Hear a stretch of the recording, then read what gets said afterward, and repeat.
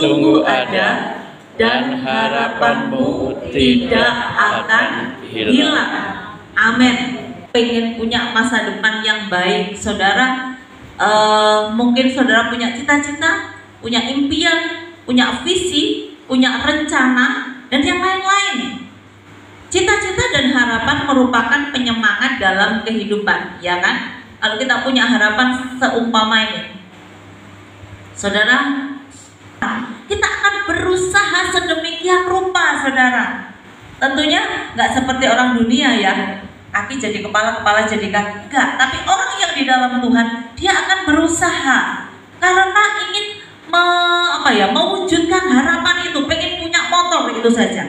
Nah saudara, orang yang punya harapan, dia memiliki semangat dalam kehidupan.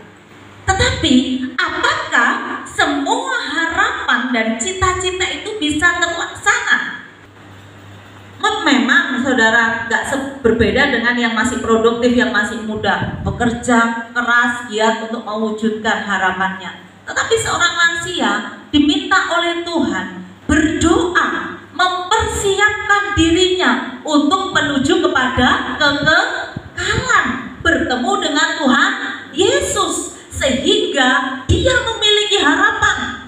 Tapi kalau seorang yang sudah lanjut umurnya, dia merasa aku sudah tidak ada masa depan, semuanya sudah tercapai, dia akan tidak memiliki harapan. Hidupnya ya akan seperti itulah saja, tidak ada semangat. Tetapi apabila seorang yang sudah lanjut usia, lansia itu, dia tahu, aku memiliki masa depan. Masa depanku bersama dengan Tuhan Yesus. Di mana? Di dalam kekekalan. Pada saat aku masuk ke dalam kerajaan surga yang mulia, maka dia akan memiliki semangat untuk dia lebih mendekatkan diri kepada Tuhan. Yang tidak terlaksana atau tertunda, yang pertama adalah tidak melibatkan Tuhan dalam perencanaan. Guys, akarepe dhewe, saudara. Kemudian yang kedua, tidak sabar menunggu waktunya Tuhan. Satu pujian mengatakan, waktu Tuhan pasti yang terbaik. Nah, kerap kali kita nggak sabar menunggu waktunya Tuhan.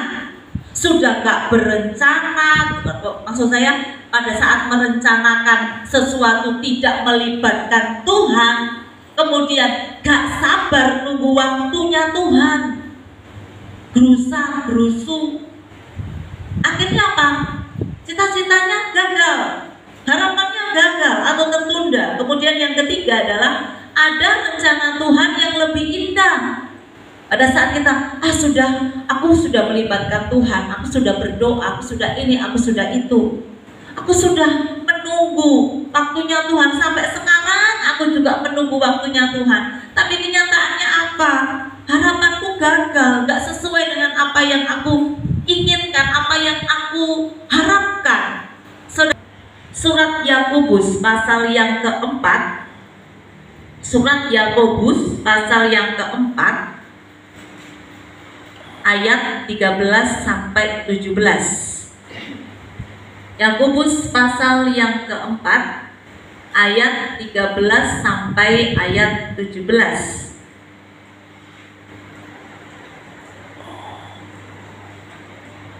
Sudah dapat?